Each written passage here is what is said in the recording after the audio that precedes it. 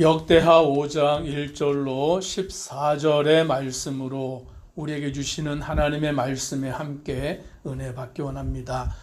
역대하의 기록에는 3장에서는 성전의 지대를 놓고 그 외형을 건축하는 것과 4장에서는 성전 안에 들어갈 그 성구의 기구들을 만드는 그 일들이 기록이 되었습니다. 이제 5장에 와서 1절에 말씀하기를 솔로몬이 여호와의 전을 위하여 만드는 모든 일을 마친지라.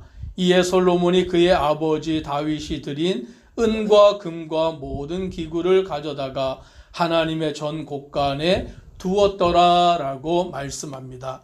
성전을 건축하는 일들, 성전에 들어가는 그 기구들을 만드는 일을 다 마치고 이제 그 모든 것들을 성전 안에 다 들여다 놓는 그와 같은 작업을 행하였다라고 말씀합니다.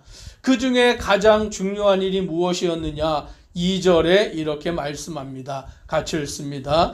이에 솔로몬이 여호와의 언약궤를 다윗성 곧 시온에서부터 메어 올리고자 하여 이스라엘 장로들과 모든 지파의 우두머리 곧 이스라엘 자손의 족장들을 다 예루살렘으로 소집하니. 아멘.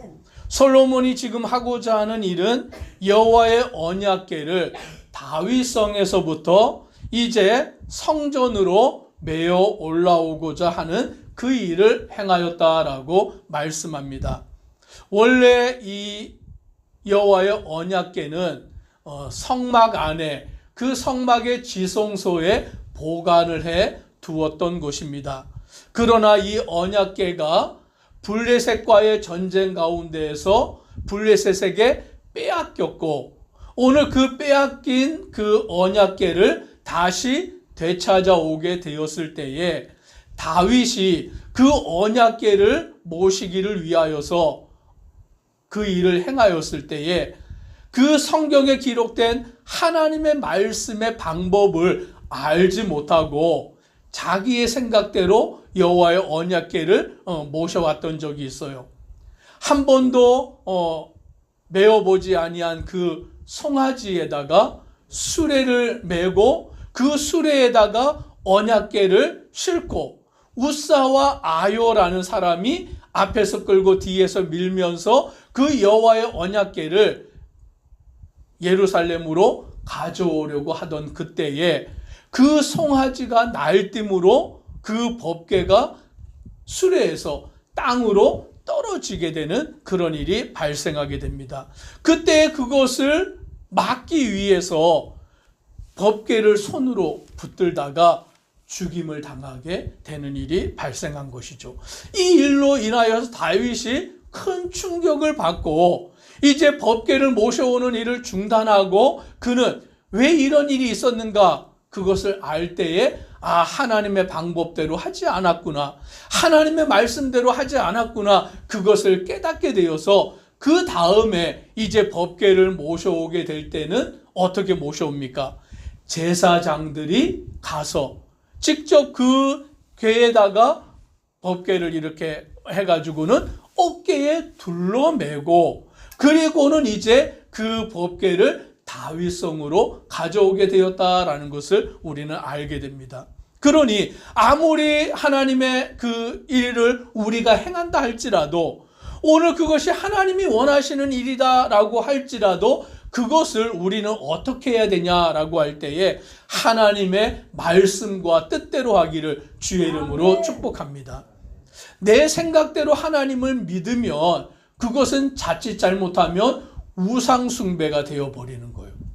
왜냐하면 하나님의 뜻대로가 아니라 하나님의 말씀대로가 아니라 내 생각대로 하다 보면 그것은 하나님을 섬기는 게 아니라 우상을 숭배하는 일이 되어버려요. 그래서 우리는 말씀대로 그 일을 행해야 되는데 오늘 솔로몬은 아버지 다윗의 그 모습을 보았기 때문에 오늘 여기 2절에도 보니까 이에 솔로몬이 여호와의 언약궤를 다윗성 곧 시온에서부터 메어 올리고자 하였다라고 말씀합니다.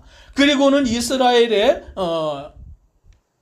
우두머리 되는 자들을 불러서 오늘 이제 4절에 이렇게 말합니다. 이스라엘의 장로들이 이름에 레위 사람들이 궤를 매니라.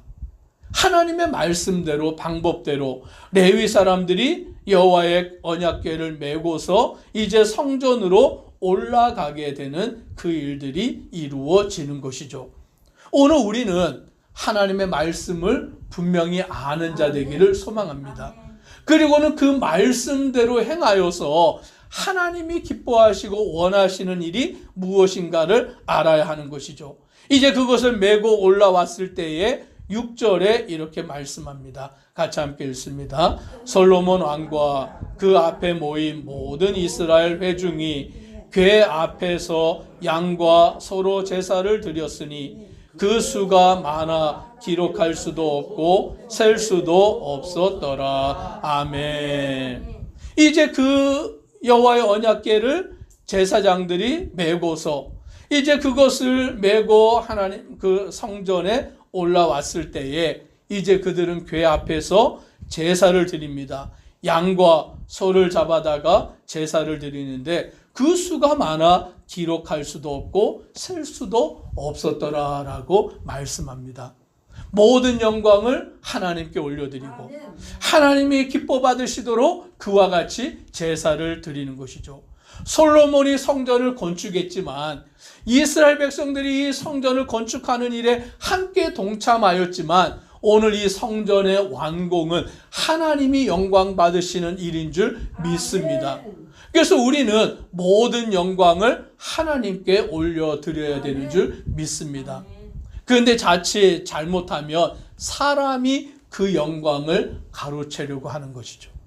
하나님께 올려드려야 되는 그 영광, 하나님이 기뻐 받으셔야 되는 그 영광을 사람이 도중에 자기가, 만약에 솔로몬이 영광을 받으려고 했다면, 이스라엘의 지도자들이 자기들이 영광을 받으려고 하였다면 안 되는 것입니다. 그래서 우리는 이 모든 영광을 하나님께 올려드려서 주님만을 따라가야 되는 줄 믿습니다. 그래서 성전이 완공되고 성전 안에 모든 기물들을 넣어두는 그 일 가운데 가장 중요한 것이 바로 하나님의 언약의 말씀, 그 언약궤를 지성소 안에 모셔드리는 일이다라고 말하여 주고 있는 것입니다. 지금으로 말하면 우리가 말씀 안에 굳건히 서는 것인 줄 믿습니다. 하나님의 말씀이 우리의 중심이 되는 것. 그래서 우리는 하나님의 말씀을 알고 그 말씀을 그대로 믿고 순종하여 나아가는 것. 그것이 성도의 삶의 모습이 되어야 되는 줄 믿습니다. 오늘 이 일을 이제 마치고 나니 어떠한 일이 이루어집니까? 11절 같이 함께 읽습니다. 이때는 제사장들이 그 반열대로 하지 아니하고 스스로 정결하게 하고 성소에 있다가 나오매 12절도 있습니다. 노래하는 레위 사람 아삽과 헤만과 여두둔과 그의 아들들과 형제들이 다 세마포를 입고 제단 동쪽에 서서 재금과 비파와 수금을 잡고 또 나팔 부는 제사장 120명이 함께 서 있다가 아멘.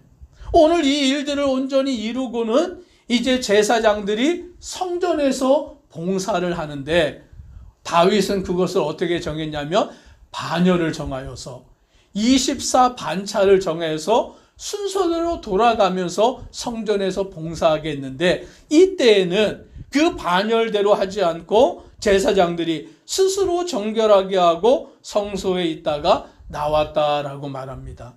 다 같이 그 일들을 함께 행하였던 것을 우리는 알게 되고 또 노래하는 레위 사람들, 지금으로 말하면 성가대원들이 되겠지요.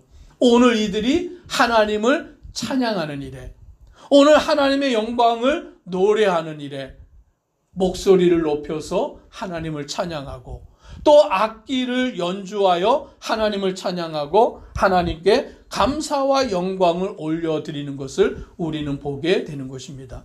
그래서 오늘날 우리가 하나님 앞에 예배를 드릴 때도 하나님의 말씀 앞에 우리가 서고 또 하나님을 찬양하여 영광 돌리는 줄 믿습니다.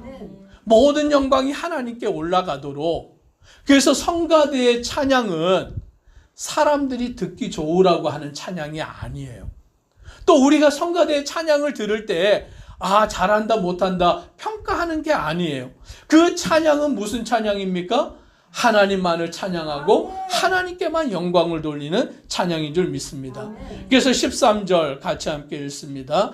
나팔 부는 자와 노래하는 자들이 일제히 소리를 내어 여호와를 찬송하며 감사하는데 나팔 불고 재금치고 모든 악기를 울리며 소리를 높여 여호와를 찬송하여 이르되 선하시도다 그의 자비하심이 영원히 있도다 하매 그때에 여호와의 전에 구름이 가득한지라. 아멘.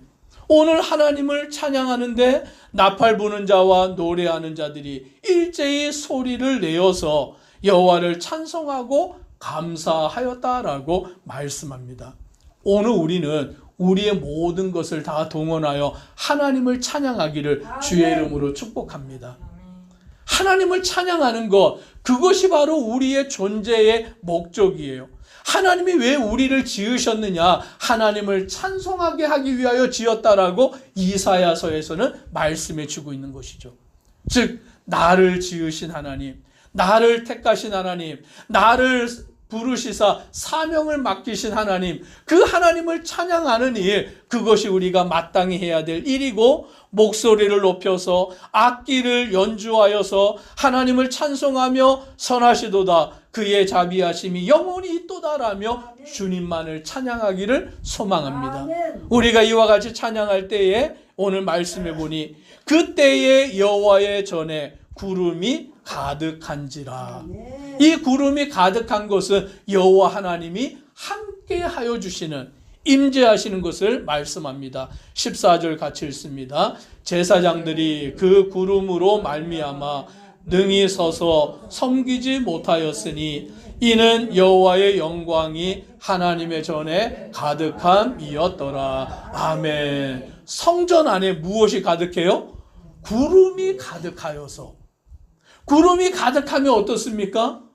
보이지 않잖아요. 안개만 이렇게 짙게 껴도 우리가 앞이 잘 보이지 않잖아요. 그런데 성전 안에 지금 하나님을 찬양하며 예배하는 그 가운데 구름이 가득하여서 하나님의 임재가, 하나님의 영광이 그 성전 안에 충만함을 보게 됩니다. 오늘 우리가 예배할 때는 어떤 일이 이루어지냐면 지금 이렇게 구름으로 계시는 게 아니라 성령 하나님이 함께 하시는 줄 믿습니다. 그래서 우리의 예배 가운데 성령 하나님의 임재와 충만함이 넘쳐나기를 간절히 소망하고 기도하고 주님만을 바라고 나아가는 우리가 되기를 소망합니다. 기도드리겠습니다. 사랑의 하나님 감사합니다. 솔로몬이 성전 건축을 완공하고 성전 안에 모든 기물들을 다 만들어 들여놓고 이제는 여호와의 언약궤, 그 언약궤를 성전에 모셔드리며 오직 하나님만을 예배하고 하나님만을 찬양하고 하나님께만을 영광 올려드립니다. 오늘 그들의 예배를 기뻐 받으시고 하나님이 구름으로 그들 가운데 임재하셔서 함께하여 주십니다. 오늘 우리가 살아계신 하나님을 찬양하며 영광 돌리며 하나님을 예배할 때에 주의 영광이, 주의 성령이 우리 가운데 충만하게 하여 주옵소서. 예수님 이름으로 기도드리옵나이다. 아멘.